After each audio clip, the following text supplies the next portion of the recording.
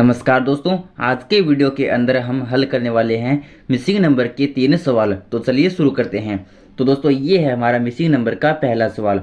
तो यहाँ पर ये जो संख्या है ये मिसिंग नंबर है, यानी ये लुप्त संख्या है और इसको हमें ज्ञात करना है। तो लुप्त संख्या हम कैसे ज्ञात करते हैं कि सबसे पहले तो हमारे पास जो आकृति दी हुई होती है जिसके अंदर संख्याएं लिखी हुई है उसका सबसे पहले हमें पैटर्न पता चलना चाहिए। जैसे ही पैटर्न पता चलता है तो आसानी से हम लुप्त संख्या ज्ञात कर सकते हैं। पैटर्न का मतलब होता है कि संख्याएं किस क्रम में लिखी गई है, स्क्वायर किया गया है या जोड़ किया गया है, घटाव किया गया है, वो हमें पता करना है। तो हम क्या करेंगे, तो ये होती है पंक्तियां इस प्रकार और इस प्रकार होता है स्तंभ। तो हम इस प्रकार भी जांच करेंगे, इस प्रकार भी जांच करेंगे। तो यहाँ पर हम देखते हैं कि सभी संख्याएं लगभग एक जैसी है, ज़्यादा बड़ी नहीं है। कोई भी पंक्ति की संख्या ज़्यादा बड़ी नहीं है, सभी संख्याएं लगभग समान है। तो यहाँ पर गुणा तो नहीं होगा, या तो जोड़ होगा या घटाव होगा। तो हम क्या करेंगे, सबसे पहले इस प्रकार जांच करते हैं। तो सबसे पहले हम 3 और 6 को जोड़ते हैं। तो 3 और 6 होता है 9। 9 के अंदर हम 8 को जोड़ते हैं तो 9 और 8 हो जाता है हमारा 17। उसके बाद हम 2 नंबर पंक्ति को जोड़ते हैं।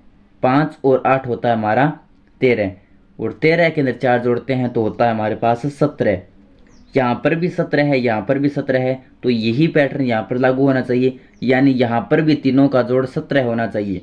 तो 4 और 7 होता है 11। 11 में क्या जोड़ें ताकि 17 आ जाए, तो 11 के अंदर हम जब 6 जोड़ते हैं तभी 17 आता है, यानी यहाँ पर होगा 6। अब एक बार इस प्रकार भी जांच कर लेते हैं। तो एक बार इस तरह भी पैटर्न देख लेते हैं, क्योंकि एक ही आकृति के कई सारे पैटर्न हो सकते हैं। तो हम यहाँ पर कैसे देखेंगे, हम देखते हैं कि जब 3 और 5 को जोड़ेंगे तो 3 और 5 होता है 8 और 8 के अंदर जब 2 का भाग देंगे तो आता है 4। 8 के अंदर 2 का भाग देंगे तो आ गया 4। अब 6 और 8 को जोड़ेंगे तो 6 और 8 कितना होता है 14। 14 के अंदर 2 का भाग देंगे तो 7 आता है। अब यही पैटर्न यहाँ पर लागू होना चाहिए। तो 8 और 4 को जोड़ेंगे तो 12 आता है। 12 के अंदर 2 का भाग देंगे तो यहाँ पर 6 आना चाहिए। तो इस प्रकार जब पैटर्न खोजते हैं तो भी 6 आता है हमारा, और इस प्रकार देखते हैं तो भी यहाँ पर 6 आता है। तो यहाँ पर आंसर हो जाएगा हमारे पास 6। तो यहाँ पर ऑप्शन डी हमारा एकदम सही हो जाएगा। अब आता है मिसिंग नंबर का 2 नंबर सवाल, जो कि बिल्कुल आसान सा है। तो इसके अंदर हम ये देखते हैं कि ये तो पंक्तियाँ हैं और ये स्तंभ है। अब हम ये देखते हैं कि जो पहली पंक्ति है इसकी संख्याएं इन तीनों पंक्तियों की संख्याओं से ज़्यादा बड़ी तो नहीं है, लेकिन थोड़ी बड़ी है। तो हम क्या देखते हैं कि इन तीनों की सहायता से हम इस पंक्ति की संख्याएं ला सकते हैं, जोड़ करके या घटाव करके। तो देखते हैं, तो हम क्या करते हैं, 10 के अंदर 5 जोड़ते हैं तो ये हो गया 15। 15 के अंदर 11 जोड़ते हैं तो ये हो गया हमारे पास 26। यहाँ पर भी 26 है। अब यहाँ पर भी ये पैटर्न लगाते हैं। तो 5 और 4 होता है 9 और 9 के अंदर 9 जोड़ते हैं तो आता है 18। तो यही पैटर्न यहाँ पर लागू होना चाहिए, यानी इन तीनों संख्याओं का जोड़ 10 आना चाहिए।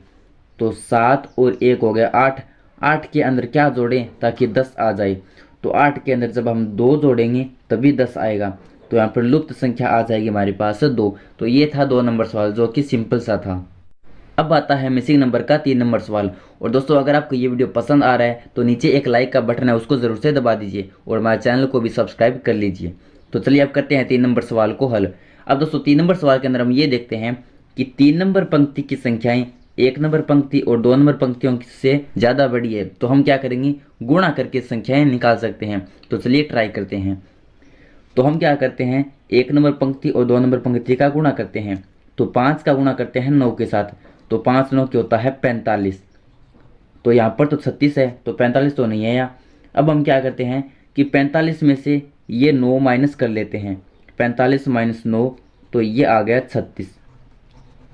यानी हमने क्या किया, इन दोनों संख्याओं का गुणा किया और ये 2 नंबर संख्या माइनस कर दी, तो हमारे पास ये संख्या आ गई। अब देखते हैं कि क्या ये पैटर्न यहाँ पर भी लागू हो रहा है।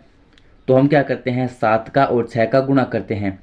तो 7 छक्के होता है 42 और 42 में से ये 6 माइनस कर देते हैं। 2 नंबर संख्या माइनस करनी है हमें। 1 नंबर और 2 नंबर का गुणा करेंगे तो 2 नंबर पंक्ति की संख्या माइनस कर देनी है। यहाँ पर भी वही करेंगे। 7 का 6 के साथ गुणा कर दिया तो 42 आ गया। 42 में से इस 6 को माइनस कर देंगे, तो 42 में से 6 माइनस करेंगे तो आता है 36। यहाँ पर भी आंसर आ गया। तो अब यही पैटर्न यहाँ पर लागू होगा। तो 9 का 4 के साथ गुणा करेंगे तो 9 चौके होता है 36 और 36 में से माइनस कर देंगे 2 नंबर पंक्ति की संख्या यानी 4।